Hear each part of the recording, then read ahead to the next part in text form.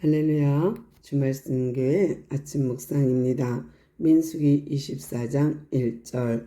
발람이 자기가 이스라엘을 축복하는 것을 여호와께서 선히 여기심을 보고 전과 같이 점수를 쓰지 아니하고 그의 낯을 광야로 향하여. 아멘. 발람을 통하여서 발락이 이스라엘을 저주하라 하며 세 번째 장소로 옮겼습니다. 그곳에서는 명당이겠죠. 아래를 내려다보는 아주 좋은 자리를 만들어 놓고 거기서 저주하라 합니다. 그러니까 발람이 예전처럼 똑같이 제단을 쌓아라 해서 제단을 쌓아 하나님 앞에 제사를 드렸습니다. 그리고 나서 하나님 백성을 예언하기 시작합니다. 그러나 전에도 1차, 2차 때도 그랬듯이 정말 저주할 수밖에 없는, 저주하기를 바라는 발락을 뒤로 하고 축복할 수밖에 없는, 해야만 하는 발람 입장에서 정말 예언을 하는데요. 발람이 대단하긴 대단한 것 같습니다. 그가 하나님의 말씀을 듣는 자, 듣는 자의 환상을 보는 자, 엎드려서 눈을 뜬 자가 말하기를. 와, 진짜 대단하죠. 자기도 대단하지만 그렇게 인도하시는 하나님은 더 대단하겠죠. 그러면서 이스라엘 백성을 축복하는데요. 이제 그 수의 번성, 또 그 하나님의 강한 이런 것뿐만 아니라 이제 이스라엘의 미래에 대해서 예언합니다. 그러면서 하나님이 그 백성을 얼마나 사랑하는지, 골짜기가 정말 나무로 가득한 것처럼, 강가에 심겨진 동산 나무처럼, 또 물가에 심겨진 백향목처럼 이스라엘 백성을 그렇게 칭찬하고 아름답게 표현해 줍니다.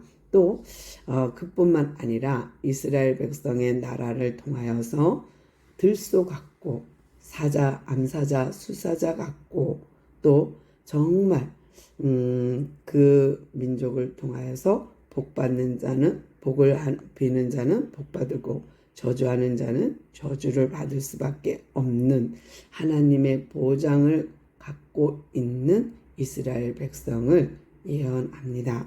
뿐만 아니라 메시아 오심도 예언합니다. 참 대단하죠.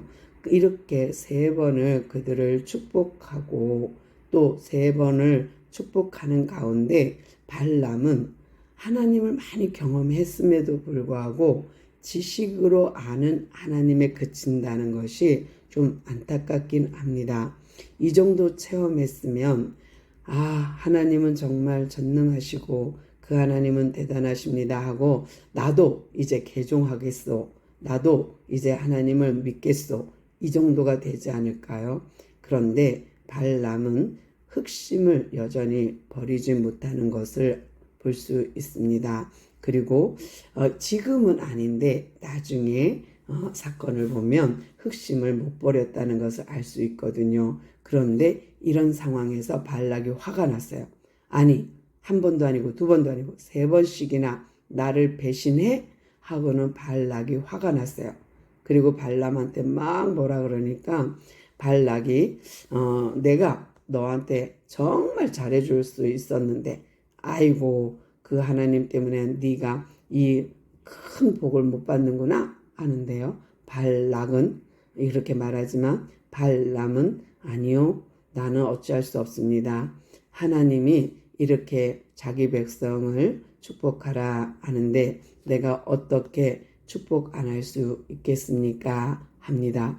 이렇게 1차, 2차, 3차의 축복을 통하여서 하나님이 모든 신보다 뛰어난 신, 발람이 마치 하나님의 자리에 있는 것 같지만 그 역시 하나님의 아래에 있음을 보게 되고요. 하나님이 시키는 대로 축복하고 하나님이 시키는 대로 할 수밖에 없는 발람의 모습 속에서 우리가 가장 위대하신 하나님, 가장 위대하신 신을 오늘 우리의 하나님, 우리의 아버지로 우리가 믿고 또 따를 수 있도록 우리에게 은혜를 입혀주신 하나님께 감사하면서 오늘 하루 계속해서 감사하는 하루 되시기를 소망합니다. 주님 감사합니다.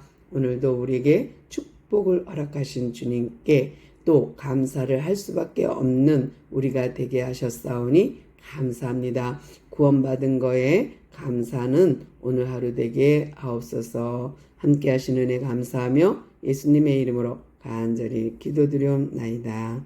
아멘.